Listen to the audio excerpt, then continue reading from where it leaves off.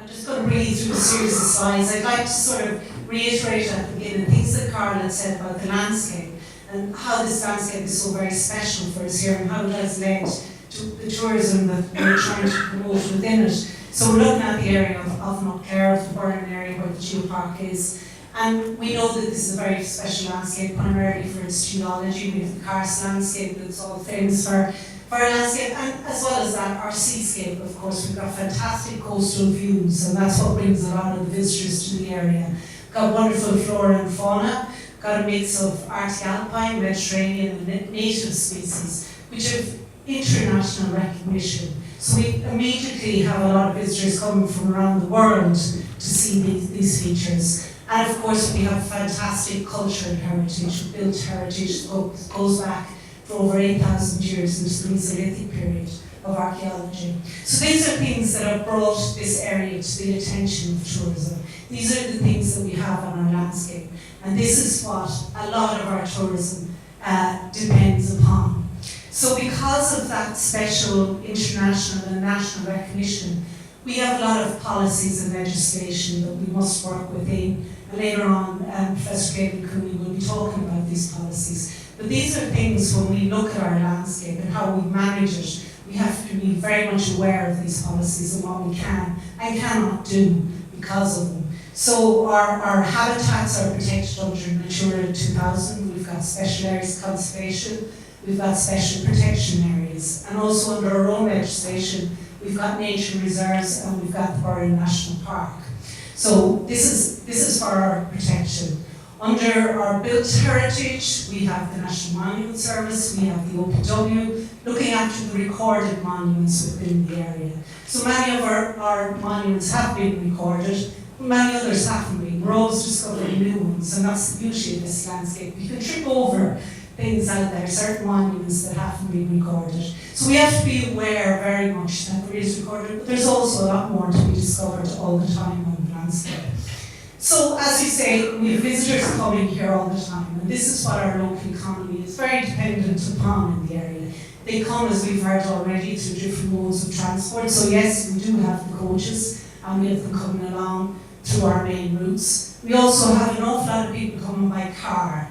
This is really probably the way most people travel into the area, individual travellers and independence it gives to travel around in the car.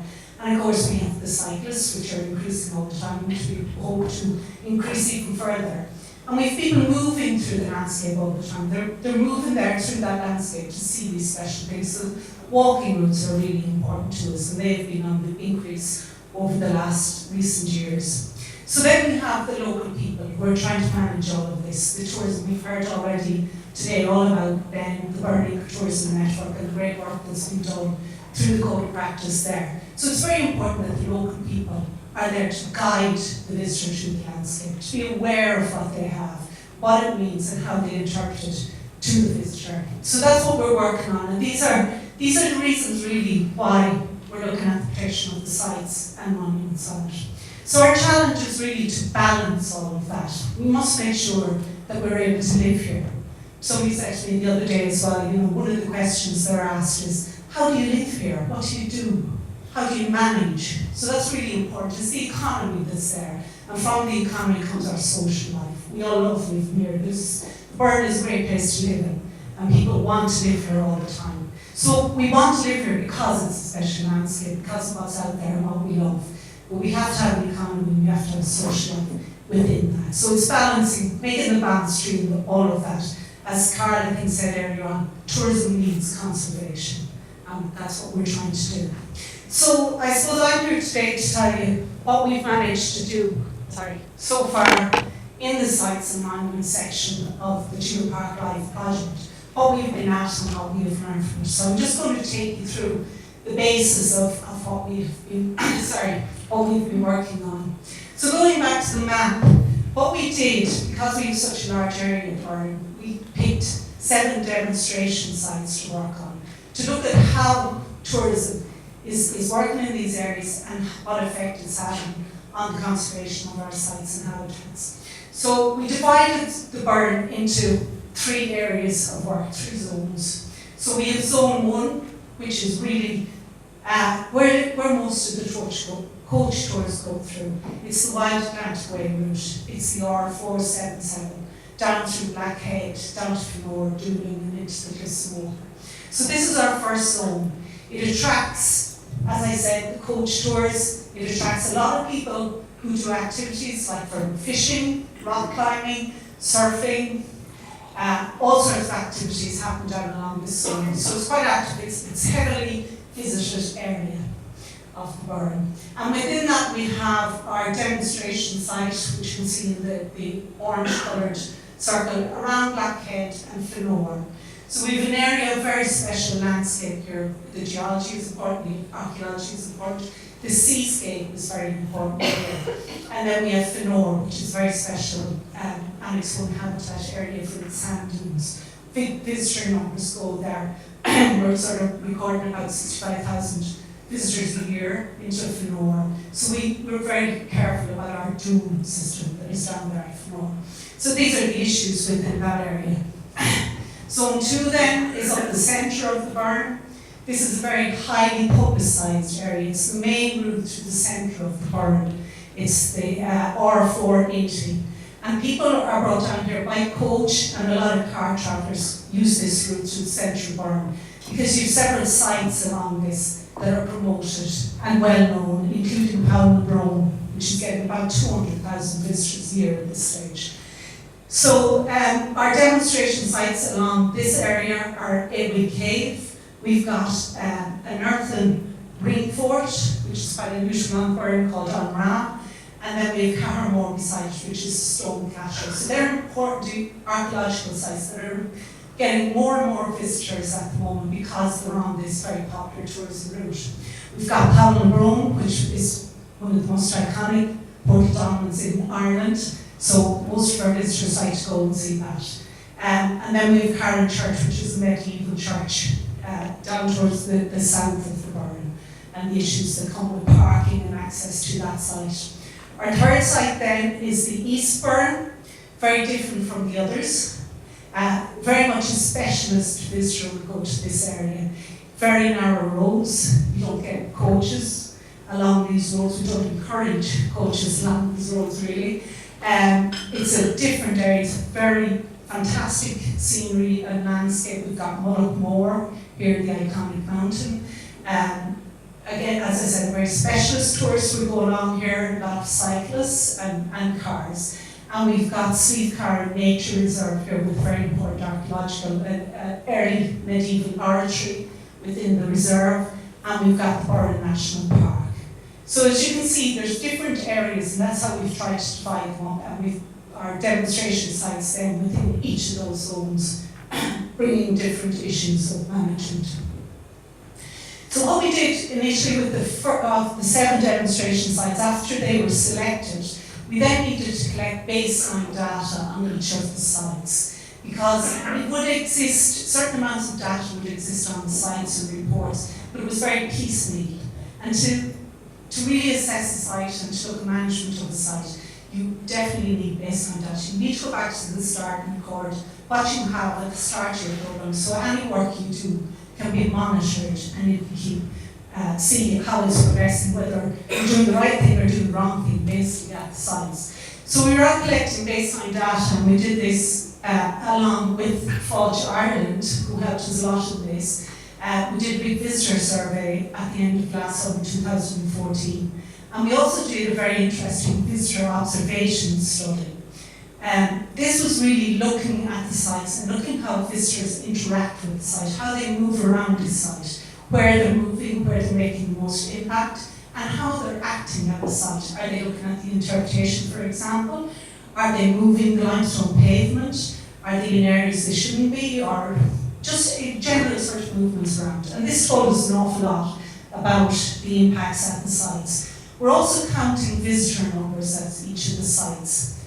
There was very few numbers collected up to this, so now we have, for the first time, very good information about the numbers for each site. We have 18 people counters around. You can just see on one of the people counters is being put in here. It's in our recycled post, just like you would see on the walking trails. So these are counting the visitors to each of the sites, and we're getting the numbers. numbers, which will tell us a lot.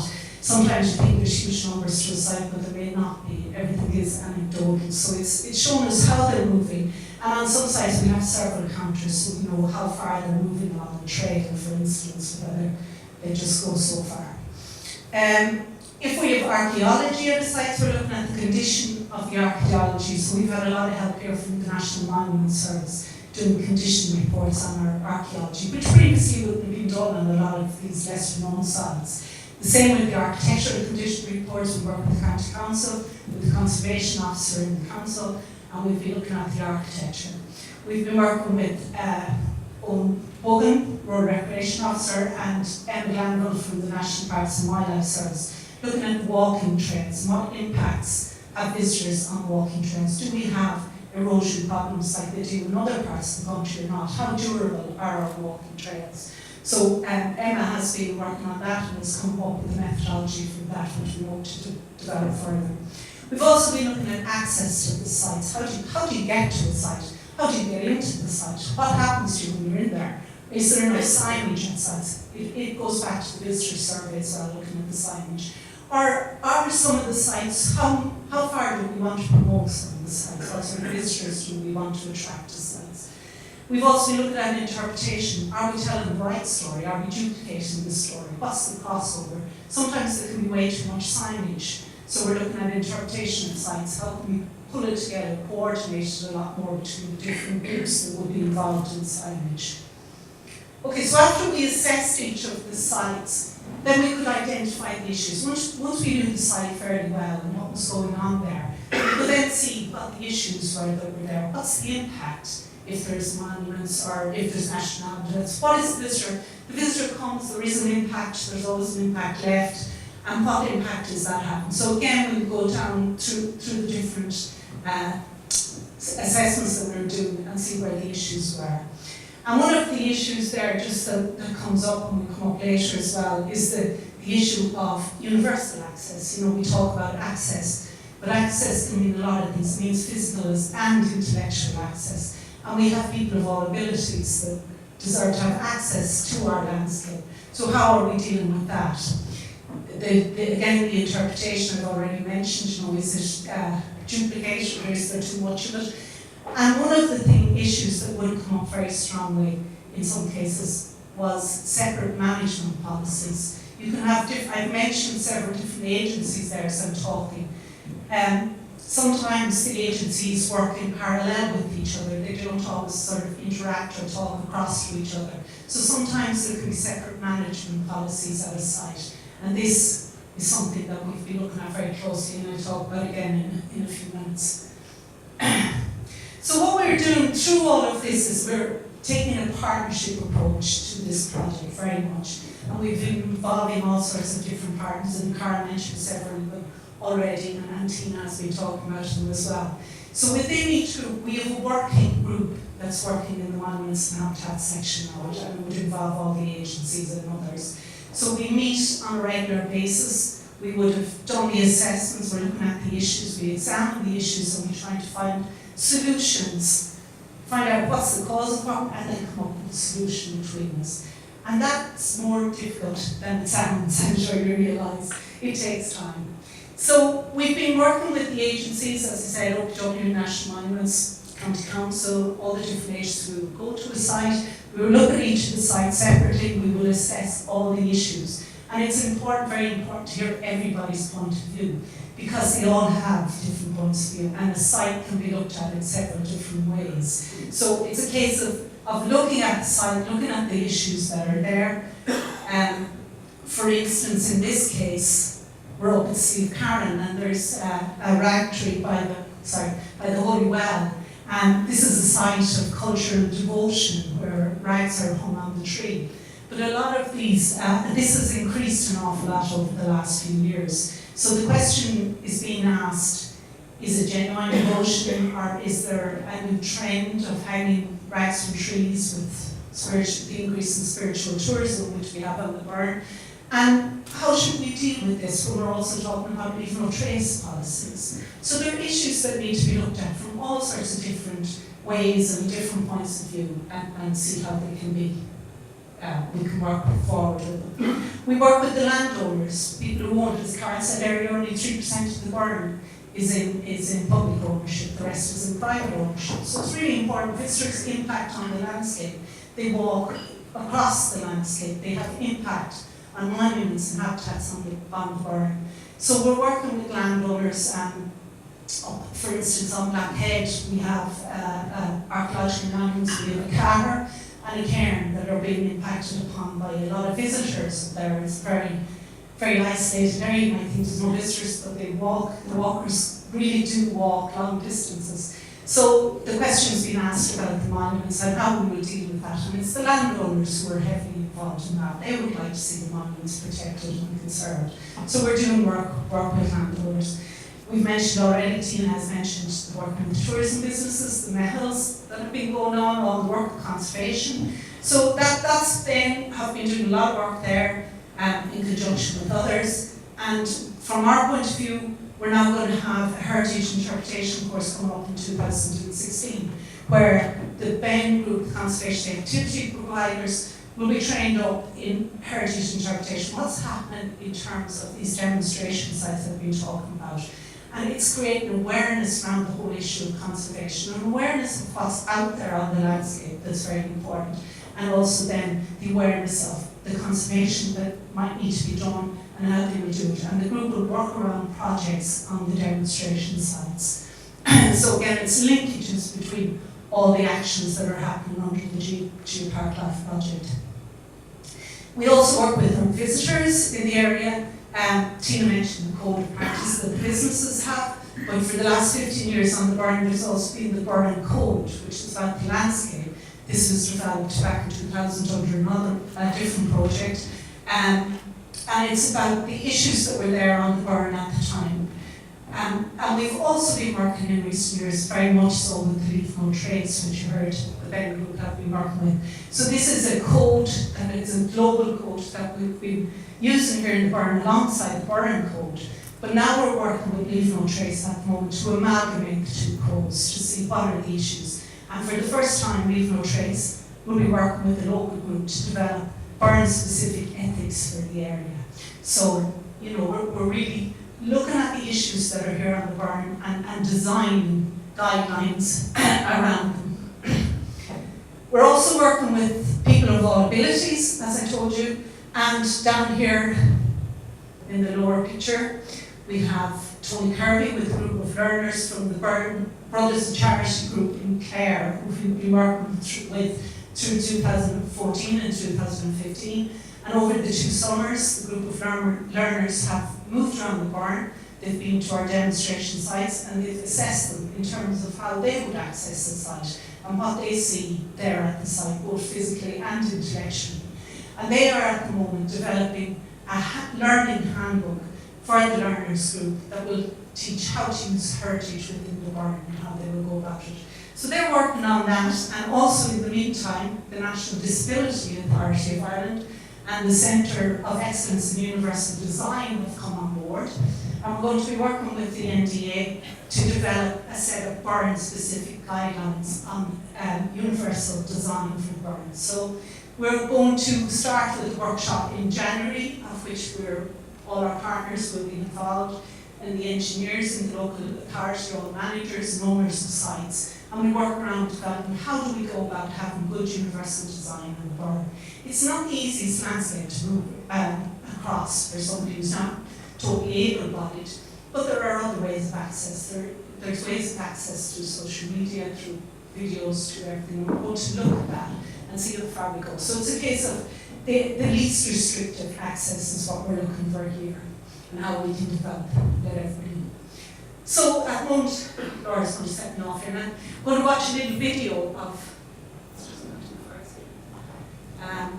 the work that has been done by the Brothers and Charity group of learners on the Burren. Okay, apologies, technology takes over.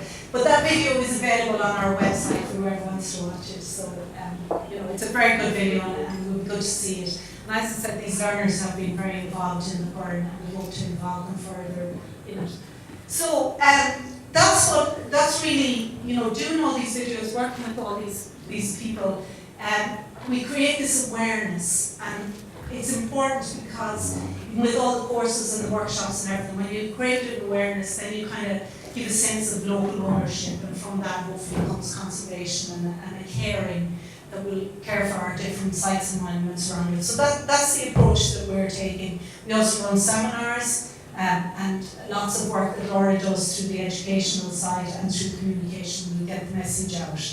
So our current focus at the moment under the Monuments and Habitat section of the GeoparkLIFE is to put the agreed solutions that we've been coming up with as a working group with our partners into action. That's the stage that we're really at the moment. We're just starting into the action stage. We're sharing out the tasks. We're asking people on the working group to take certain tasks from these actions. We're developing in the end we want to develop templates and toolkits and guidelines which can be used here and elsewhere. And we had a question earlier on about the Wild Atlantic Way. And a lot of this conservation guidelines that we will be giving out and developing, and we have already with our observation template for how to do observations and visitor surveys and everything, they will hopefully be of use to other communities along the Wild Atlantic Way, so that it can be monitored, that you have baseline information, that you can monitor the change and the impact that visitors may have, and you can react and manage that change. That's the most important. We don't need to stop anything, we just want to manage and be careful of how we use the assets that we have. So we will be developing monitor systems all along. We're exploring at the moment the feasibility of developing future integrated management plans. I mentioned all the agents that are involved. I also mentioned the difficulty of different different plans that different agencies would have for different areas. So we're looking at integrating those. How can we streamline that? And it's been working very well with agencies. We all work in different ways. It's a process, it's a slow process to try and find some way that we all work together and come out with joint solutions. So that's a very important part of this part of the project. And then we're putting all the information that we're gathering, you probably think at this stage we have a lot of information gathered, which we have. We want to put it into a useful and functional format. And we're working at the moment with the Heritage Council, looking at their Heritage Map Viewer, if you're familiar with it. It's a very good system that's up. It's a countrywide system. The Heritage Council have offered us a specific Burren and Moher Geopark section on their Heritage Map Viewer. So we will be developing that and putting in all our information from our project so that it's a map-based system that's very accessible to the general public for all this information. So what we've learned, well, we certainly learned one of the big learning curves, I suppose, is it takes time. You have to have time and patience. We're working with a lot of different groups, a lot of different agencies. As I said, everybody works in a different way, and we're trying to find a unified way forward. We've got to look at all the issues from all the viewpoints. It's very important to be inclusive and with everybody. And we've got to work together. We've got to work together in partnership and sorry, this technology is killing me. Work together in the partnership, take our time and work to find those solutions. And one of the other things I'd written there was looking at changing visitors' behaviour, and I think that's very important as well. We've got to find ways, and the panel that we're speaking beforehand, we're talking about sustainable transport and about the bus services and so forth. As mentioned, the National Parks and Wildlife Service do give a very good bus service through the Burren, but unfortunately it's not used very much. And it's about creating awareness by that and changing people's attitude to these aspects. That's what we're working on, and they're the challenges we have. So we're in the interim area and we're working away, so it's to be continued. So thank you very much.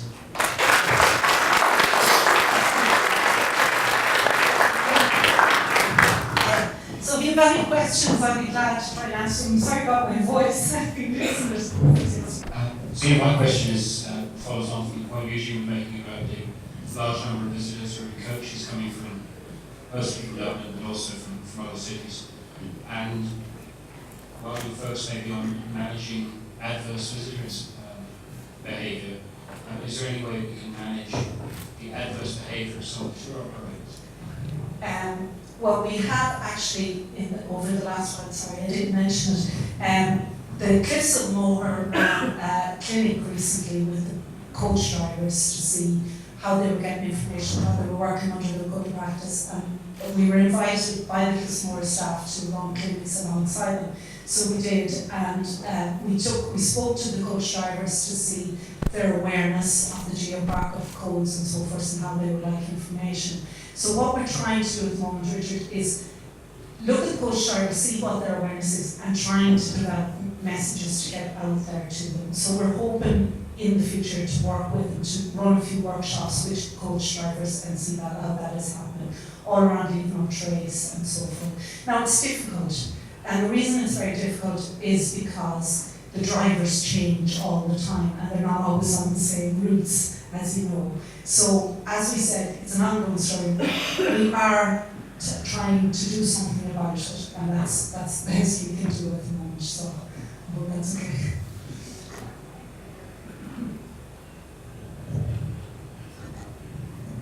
Are you linked in with the monitoring points by Forge Ireland and the Wild Atlantic Way, which are monitoring points on tourism impact?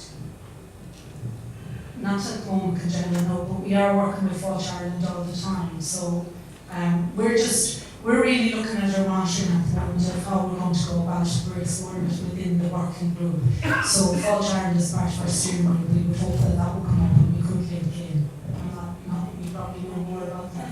Blackhead, Blackhead will be one of them, because Blackhead and Floor are our main sites, demonstration sites on the Atlantic Way. So we have worked, cards not to me here. We have, like I said already, the observation studies that we did was run. That was a Forge Ireland did that project for us. We worked with them on it, and a company called CAS, and developed that plan template to look at the impacts of the visitors in Fenor and in Blackhead. So that was a pilot project for the Wild Atlantic Way, which will be taken to other communities to use as a template. So in that way, what monitoring they're doing, we have been working in that sense with them. I hope to link with them even further as they develop further. Sorry. Is that okay, Angela? Okay. Have we any more?